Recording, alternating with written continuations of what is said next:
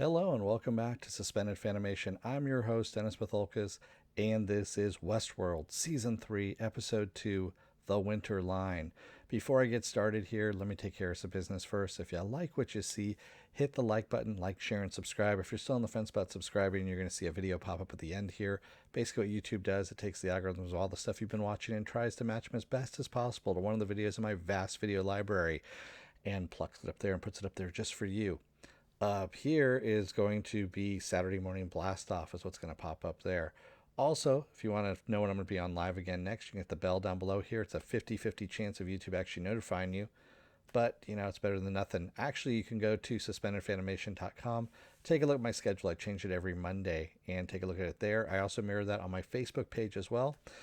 And speaking of Facebook, there's a Facebook group page which you guys can post stuff and talk amongst yourselves in the chat. I have a Twitter, I have an Instagram, I have a Patreon page, but I don't have a tier set up as of yet. There we go. That's all the business stuff.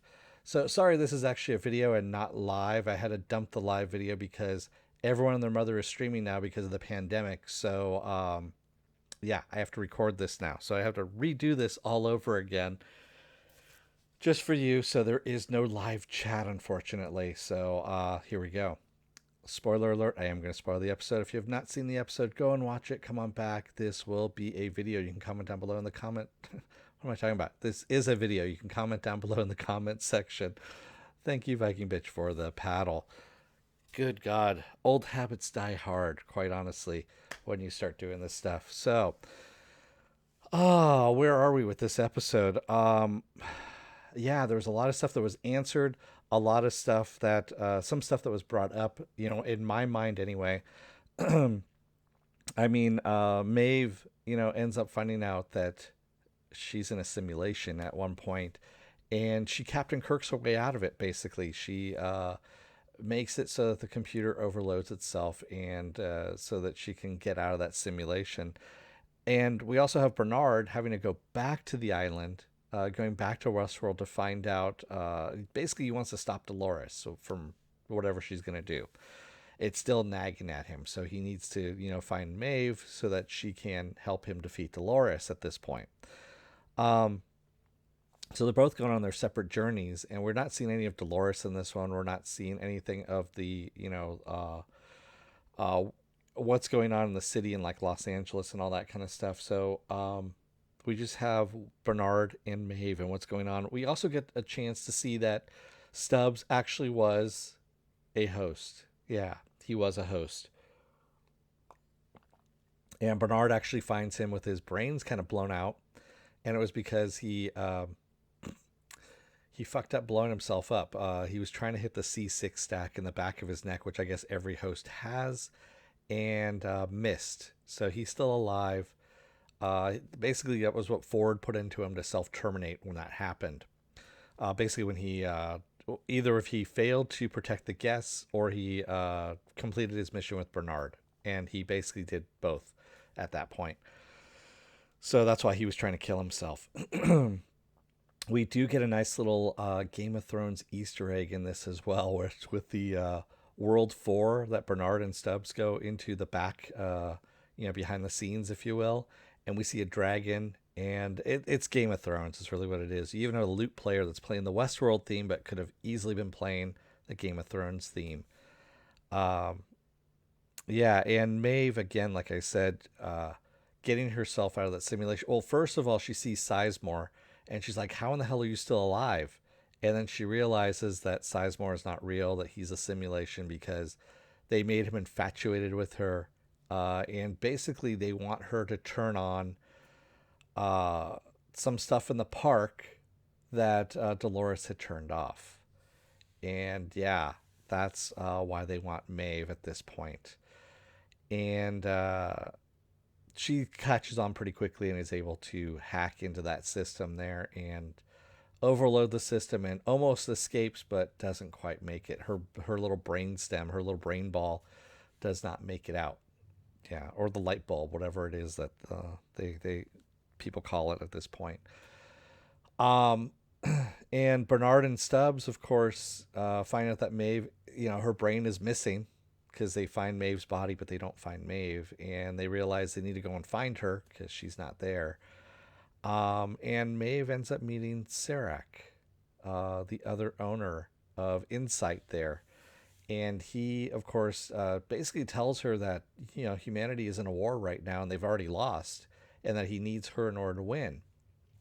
And that Railbon, the computer simulation that was supposed to help everybody, shut down because there was an anomaly that it kept detecting, and that he thought the anomaly was Maeve. It wasn't. It was Dolores, and so that's why he needs help from Maeve to defeat Dolores at this point. And Maeve's like, "Yeah, no, I don't think so," and goes to kill him, and he freezes her because that's how he is.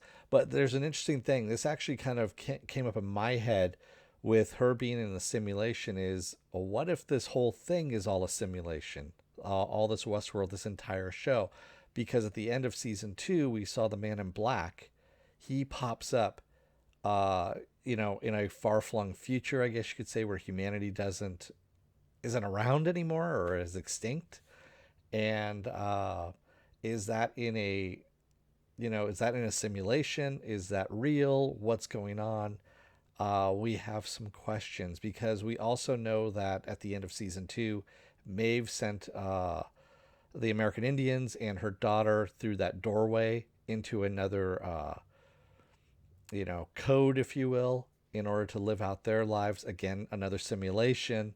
So we're playing a lot with simulations in this series, and that's why I keep thinking, are we actually in a simulation in this? Are we not? That's why it just kind of popped up in my head in this one. We also get to see Hector, of course, too, and Hector is back to being programmed, and well, he's in the simulation too. So yeah, we don't know exactly what's going on. And Bernard is able to hack into himself with a clean system now to find out once and for all what's been going on in his system, who hacked him, what's got, if he's actually got any more directives in him, who's fucking with his systems. And he finds out that Dolores programmed him and that Charlotte was the one that shot him in the head. He was not the one who shot himself in the head when he woke up on the beach in season 2 there. And, he thought he shot himself. It was actually Charlotte that shot him. So yeah, we had a lot of stuff go on there. And Stubbs, being a host, doesn't want to kill humans, which was kind of interesting. We see him actually take a battle axe, and while it looks like he's trying to kill people, he's not. He's actually knocking down security guards, because if he wanted to kill them, he would have taken the gun and just shot them all down, and he didn't. He actually went out of his way to make sure that he did not kill them. Bernard ends up, of course, reprogramming Stubbs to be his bodyguard, essentially, and because otherwise Stubbs is going to self-terminate after Bernard left the beach. And so they're going to go and try and find Liam from Insight because they need to find him in order to find Dolores. This is what they're doing at this point. That's their next lead. And if you saw the preview for next week, we get to find out who in the hell is riding Charlotte's body at this point. My bet is it's on Teddy at this point, because Teddy has that. I don't know. It might not be Teddy. You know what? It might be her father. Now that I think about it, it might be Dolores's father, because we saw her cutting herself, and that's right. That was Dolores's father that was always cutting himself. It wasn't Teddy. Huh. That might be interesting. We'll see what's going on there. So lots of interesting stuff going on. This was actually a really good episode, and I can't wait for more. The first episode was good too because we got a setup of what the future world was, what 2058 looks like, and that it's a cold place, and that it's essentially being run by a computer at this point, or it was until it shut down because Dolores ended up becoming the anomaly that it couldn't handle, that it couldn't predict, and so it just stopped making predictions. It stopped trying to fix things, and so Dolores already won. She doesn't really realize this at this point. She's trying to get in to Riobon in order to, I don't know, do what at this point, but she's already won. She's already shut it down by just existing at this point. So interesting stuff going on here. Interesting stuff ahead. And speaking of interesting stuff ahead, what do I got going on for the rest of this week? Let's see. Tomorrow, I've got Dispatches from Elsewhere that's happening. If you haven't watched Dispatches from Elsewhere, it's on AMC. It's a really good show. I'm going to be covering that. On Tuesday, it's going to be the season finale of Project Blue Book, which is always good, and that's on the History Channel, Project Blue Book. Wednesday and Thursday, I'm off. Friday is Star Wars: The Clone Wars, which is on Disney Plus, by the way, for those of you at home. And if you're looking for something to binge, definitely take a look at Clone Wars. It's got, that's season 7 that we're on right now. So you got 6 seasons to binge up to season 7 there. Saturday is Saturday Morning Blast Off, where I take the genre news of the week and any of the genre stuff you guys want to talk about and talk about it, And then we come back around again to Sunday with Westworld, season 3. So thank you everybody for watching. Sorry again that I had to delete the other video because literally I'm watching it and it's like, and I was glitching all over the place. I look like a host that had shot itself in the head from Westworld. Really, it was that bad. Um, so I apologize for that. Um, Thank you everybody for watching, and I will see you again tomorrow for Dispatches from Elsewhere. Until then, don't let the door hit your ass on the way out. Otherwise, you may have to redo your entire show all over again because of a glitchy internet.